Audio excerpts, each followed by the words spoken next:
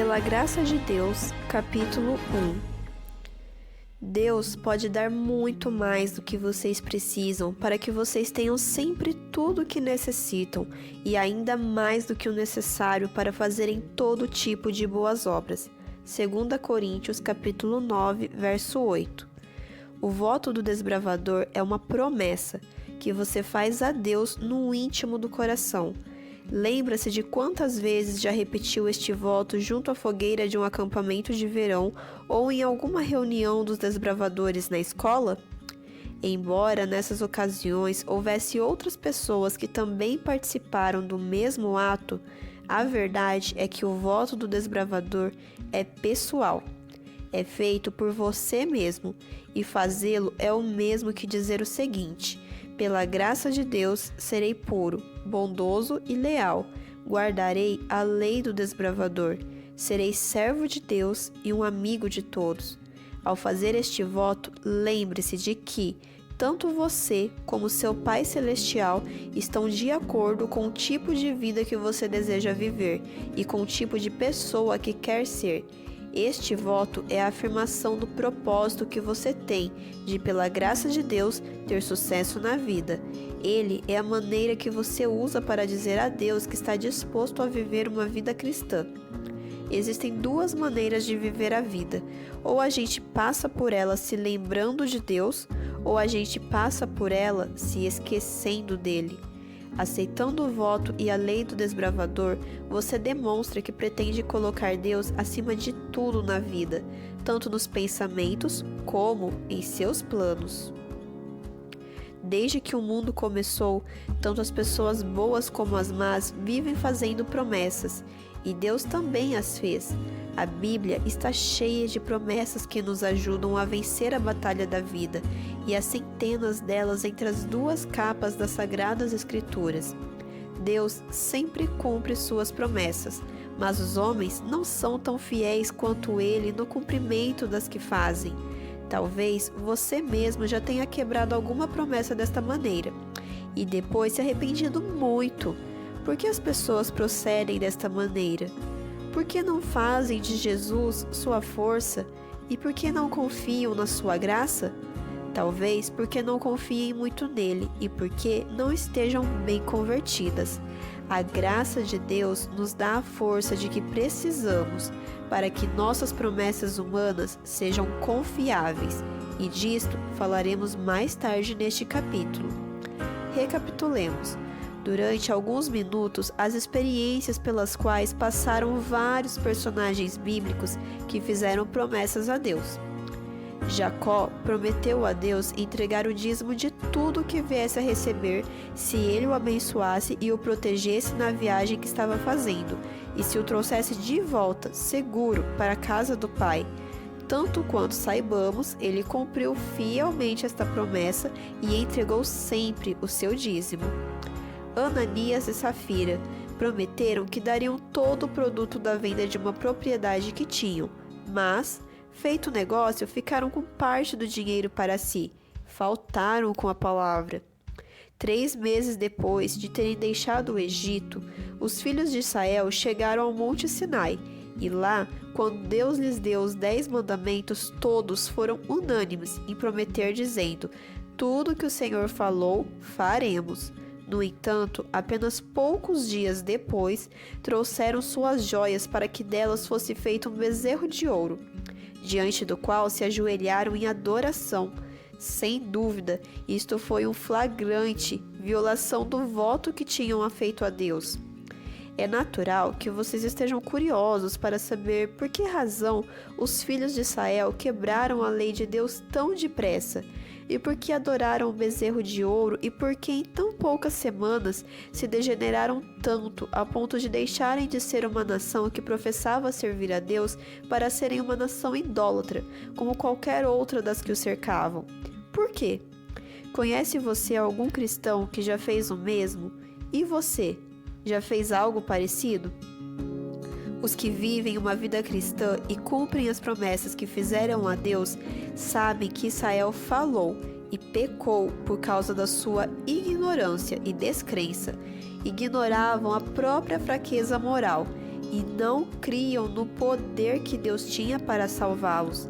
Israel passou por muitas provações antes de aprender a confiar em Deus e apoiar-se nele e a obedecer a sua palavra. Nos Salmos 106 e 107, o rei Davi, o suave cantor de Israel, relembra as falhas de Israel na manutenção das promessas feitas a Deus e fala não só do perdão gracioso que lhes foi oferecido, mas também dos poderosos atos praticados por Deus para salvá-los. Quem é sábio, escreveu Davi, atente para essas coisas e considere as misericórdias do Senhor. Está em Salmos capítulo 107, verso 43. Através de dolorosas experiências pessoais, Davi também aprendeu como a humanidade é frágil. No momento de fraqueza, quando sua confiança em Deus falhou, tornou-se ele mesmo culpado de adultério e de assassinato. Depois, arrependendo-se profundamente, suplicou a Deus: "Tem compaixão de mim, Senhor, porque eu me sinto debilitado. Volta-te, Senhor, e livra minha alma. Salva-me por tua graça." Salmos, capítulo 6, versículo 2 a 4. Pense no impulsivo Pedro, um dos discípulos de Jesus, e lembre-se de como tentou andar sobre as ondas tempestuosas do mar da Galileia. Ele foi capaz de fazer o que desejava enquanto tinha seus olhos fixos no poderoso Jesus, mas começou a afundar quando pensou no grande ato que estava praticando e quando percebeu que os ventos eram fortes e que as águas eram bravias. Isso está em Mateus capítulo 14. Sentindo-se desamparado, gritou: "Senhor, salva-me!" E imediatamente Jesus estendeu para ele seus braços e arrancou o pobre Pedro daquelas águas furiosas. Considerando tudo isto, você pode ver que, a menos que nos apoiemos firmemente no Senhor, cairemos nas águas do mar da vida e afundaremos. Jesus é a fonte de toda bondade e justiça. Contudo, bem posso imaginar alguns juvenis dizerem para si mesmos: "Mas o século XXI é diferente dos tempos bíblicos e hoje temos mais experiência, mais recursos para cumprir nossas promessas do que tinha o antigo Israel. Hoje vivemos na idade do poder." Que pensa você disto? A verdade é que nos dias atuais precisamos ainda mais do poder de Deus do que os homens e mulheres famosos da Bíblia em sua época. É certo que neste século XXI estamos na era da força e do poder multiplicados. Passamos da era da máquina que faz o trabalho do homem para a da eletrônica, que quase pensa pelo homem. Hoje convivemos com o avião a jato, com os mísseis e engenhos espaciais que dominam as atividades humanas, e chegamos na era atômica, a era nuclear. Aí está, a era espacial chegou, e a próxima será a Idade de Ouro, aquela em que Jesus será o Rei dos Reis.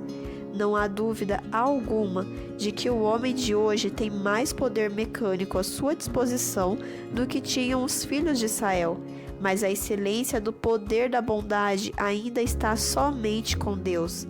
Hoje, dispomos de grandes recursos para levar a cabo nossas melhores resoluções, mas só os poderemos usar plenamente se buscarmos o poder de Deus.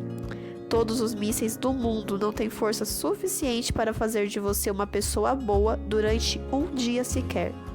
Todos, porém, podemos manter as promessas que fazemos a Deus se nos deixarmos transformar pela sua maravilhosa graça. Tudo isto é o que acontece quando fazemos o voto do desbravador e dizemos: "Pela graça de Deus serei", porque é pela graça de Deus que recebemos o poder de que precisamos. Thomas Edison, o inventor da lâmpada elétrica, costumava dizer o seguinte para seus auxiliares de laboratório: "Existe um modo melhor de fazer isto. Descubram." Edison foi um dos homens mais perspicazes que já viveram. Costumava ser chamado de o feiticeiro de Menlo Park. O mundo jamais conheceu um inventor igual a ele.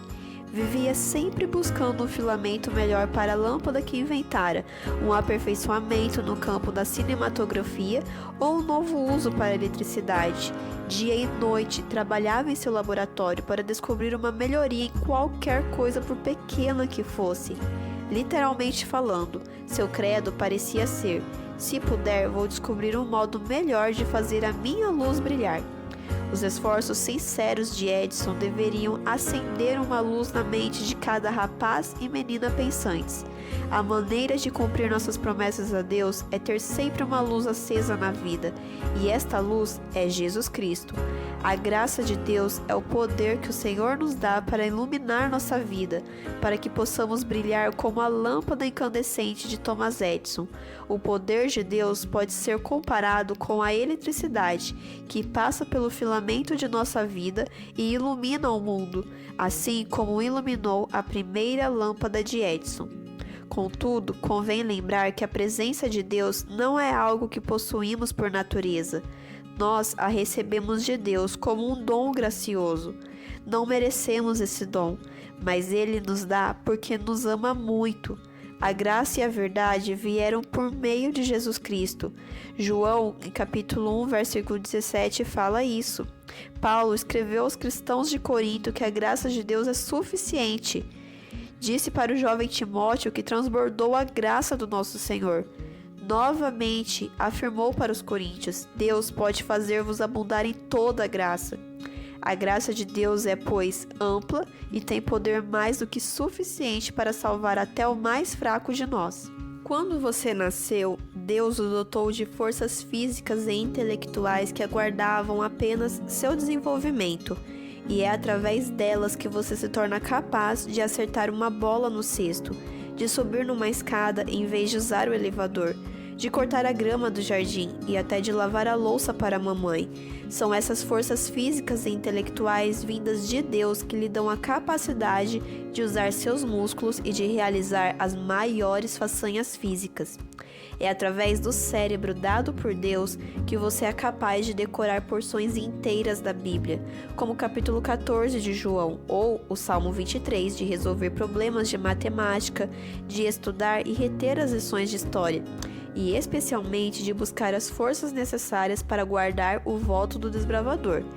É pela graça de Deus que você pode ser puro, bondoso e leal. A única diferença que existe entre as forças físicas e intelectuais e as forças espirituais é que as duas primeiras são inatas, isto é, já nasceram com você e esperam apenas, como já dissemos, serem desenvolvidas de maneira correta, enquanto que as espirituais você só as recebe no novo nascimento, isto é, quando se entrega a Jesus. Sem um renascimento espiritual, você não vai ser diferente de qualquer outra pessoa deste mundo, porque a transformação interna da vida é que muda os hábitos de uma pessoa, e não pode haver mudança de hábitos se não houver mudança interna no coração. Jesus disse: todos vocês precisam nascer de novo. Isso está em João capítulo 3, verso 7. Apenas a graça de Deus pode fazer qualquer um de nós ser diferente daquilo que somos.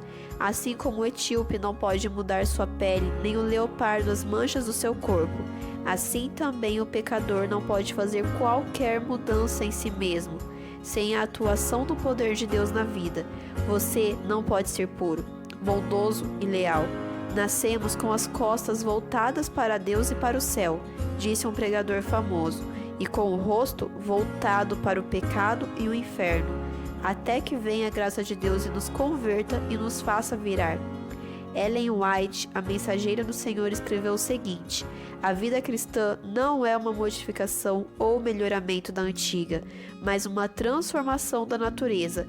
Tem lugar a morte do eu e do pecado, e uma vida toda nova. Esta mudança só se pode efetuar mediante a eficaz operação do Espírito Santo. Isso está no livro O Desejado de Todas as Nações, na página 172. Certa ocasião, em Aston, Idaho, nos Estados Unidos, um grande alce atacou uma locomotiva que avançava vagarosamente pela região coberta de neve. Quando o maquinista avistou o animal, ele estava bem no meio dos trilhos, entre as barrancas de uma grande fenda. Imediatamente parou o trem. Mas o alce, enfurecido, passou a atacar a poderosa máquina, batendo nela com suas patas dianteiras. Depois, recuou um pouco e voltou, dando fortes marradas. Sem dúvida, depois de se ter machucado bastante, o pobre animal finalmente se afastou e voltou para a floresta.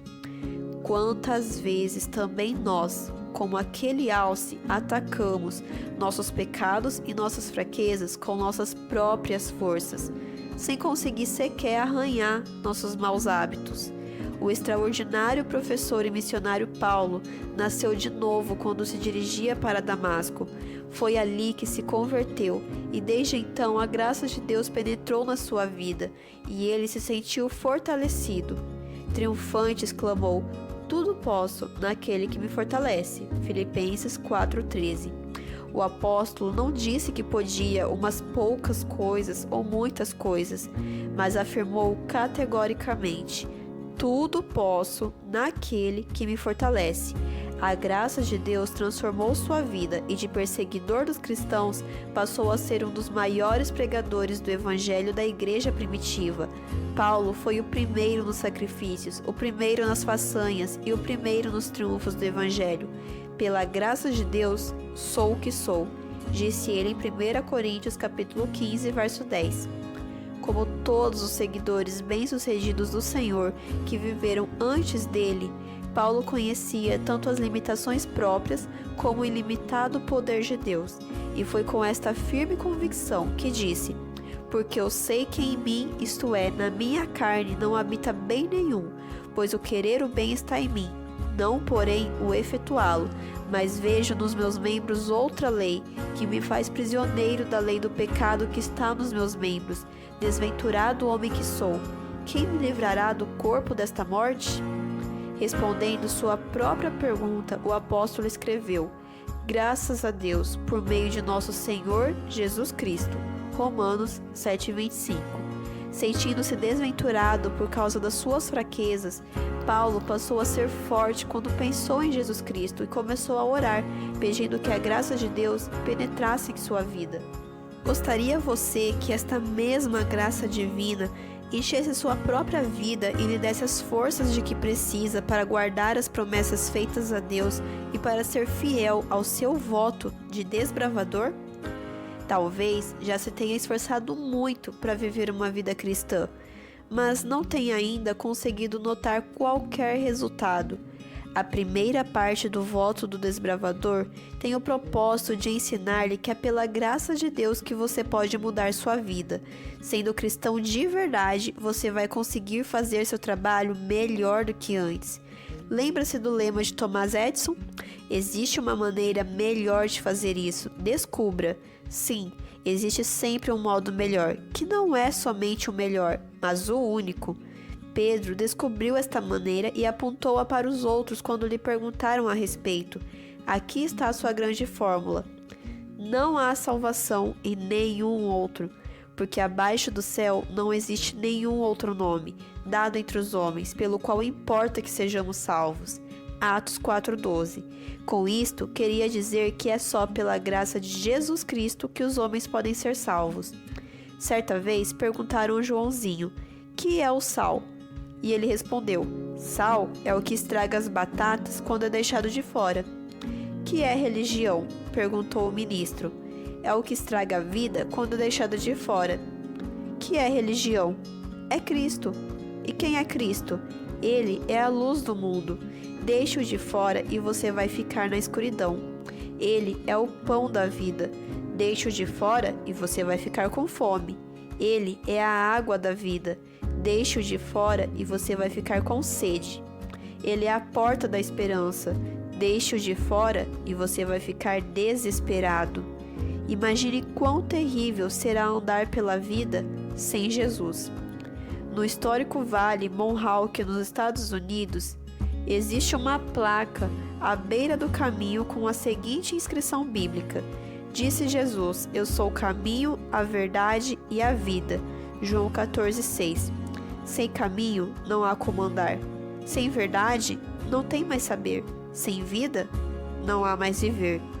Temos de apelar para o nome de Jesus e pedir a Deus que derrame sua graça sobre nós. O Senhor nos salva desde que peçamos a Deus. Ele nos perdoa pela sua graça e nos dá um coração novo. Eis aqui sua promessa: dar-vos-ei coração novo e porei dentro de vós espírito novo. Tirarei de vós o coração de pedra e vos darei coração de carne. Porei dentro de vós o meu espírito e farei com que andeis nos meus estatutos, guardeis os meus juízos e os observeis. Ezequiel, capítulo 36, verso 26 e 27. Sente você necessidade da graça e do poder de Deus? Quer um coração brando e novo? Jesus o está esperando. Faça com sinceridade de todo o seu coração a oração de Davi. Cria em mim, ó Deus, um coração puro e renova dentro de mim um espírito inabalável. Salmo 51:10. E Deus vai respondê-la. Somos todos pequenos, indefesos e dependentes de Deus. Mas quando compreendemos isto e pedimos a Jesus que nos salve, Ele estende para nós seu forte e poderoso braço e nos salva dos nossos pecados. Conta-se a história de um índio cuja vida fora transformada pela graça de Deus e de um homem branco que lhe pediu para explicar como isso tinha acontecido. Não encontrando palavras para descrever a mudança que sofrera, na sua simplicidade, o índio prontificou-se a ilustrá-la da maneira que achava mais própria. Pediu ao homem branco que fosse com ele até a floresta, onde ajuntou alguns paus secos e os dispôs em forma circular. Depois apanhou um verme, colocou-o no meio deste círculo e finalmente acendeu a lenha, deixando o pobre animal cercado pelo fogo de todos os lados. Sentindo o calor, o infeliz verme começou a fazer de tudo para escapar, indo de um lado para outro sem encontrar qualquer brecha para fugir. Finalmente, a pobre criatura, parecendo compreender que todos os seus esforços eram vãos, foi para o centro do círculo e esticou-se para morrer. Naquele momento, o índio estendeu o braço e tomou o verme na mão e o tirou dali. Em seguida, voltando-se para o homem branco, disse: "Foi isto que aconteceu com o índio. Tudo ao meu redor era fogo, e índio se esforçava muito para se salvar. Não podia encontrar paz. Então, Jesus estendeu seu braço e salvou o índio com mão poderosa." Jesus pode salvar totalmente os que por ele se chegam a Deus. Hebreus capítulo 7, 25. Pelo seu poder, ele nos tira do círculo de fogo do pecado deste mundo e nos salva dos maus hábitos, da impiedade e da destruição que vai haver no lago de fogo e enxofre. É pela graça de Deus que somos libertados, e é por esta mesma graça que permanecemos livres dos hábitos que tínhamos outrora. Algumas pessoas querem aparecer por meio de prazeres tolos e, desejando ser populares, começam a beber e a fumar para serem semelhantes à multidão. Outros há que querem aparecer por meio das suas emoções e dos seus temores e superstições. São muitos os escravos das mais variadas formas de vícios secretos. Não queira você aparecer desta maneira, porque ela é inspirada por Satanás.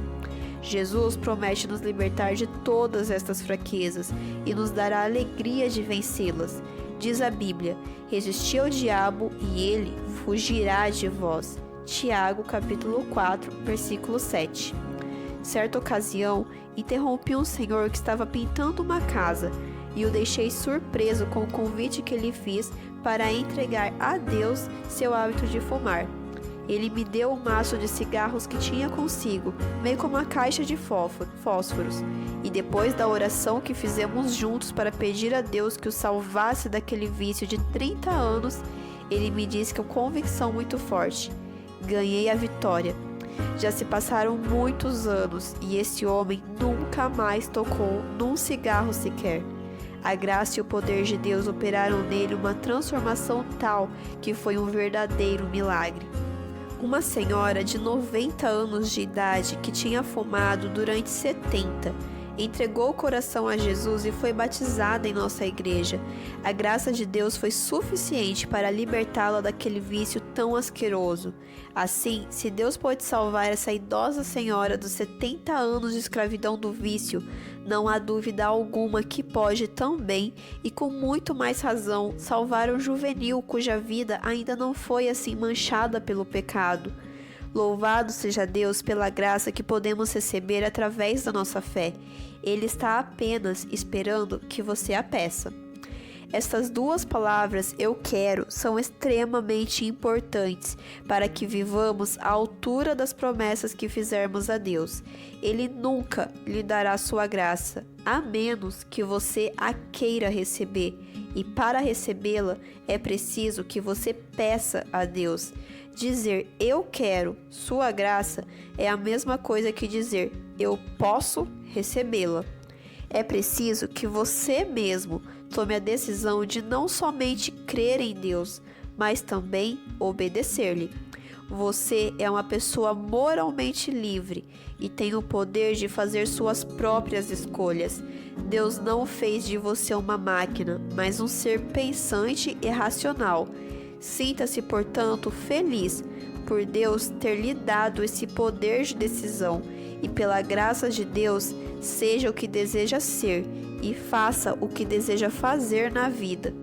Esse poder de decisão própria traz consigo a responsabilidade de fazer escolhas sábias, porque só estas o levarão para o céu e para a vida eterna. O resultado será que, além de ser salvo pessoalmente e graças à influência que temos sobre os outros, você vai poder levá-los consigo para o céu. A graça de Deus faz por você somente aquilo que você mesmo não pode fazer sozinho. Embora seja verdade que ninguém pode mudar o próprio coração, só Deus o pode. O fato é que você precisa agir de acordo com o que lhe dizem os impulsos de um coração convertido e tomar cada dia a decisão de proceder corretamente e de obedecer a Deus. Isso significa que toda vez que tiver de tomar uma decisão, você precisa agir de acordo com o seu coração e o seu conhecimento de Deus. Depois de todas essas considerações, espero que você possa ver com mais clareza o significado da expressão, pela graça de Deus. Cada hora preciso de Deus. Sem sua graça, que posso fazer? Pai eterno, me leve aos céus. Venha agora comigo viver.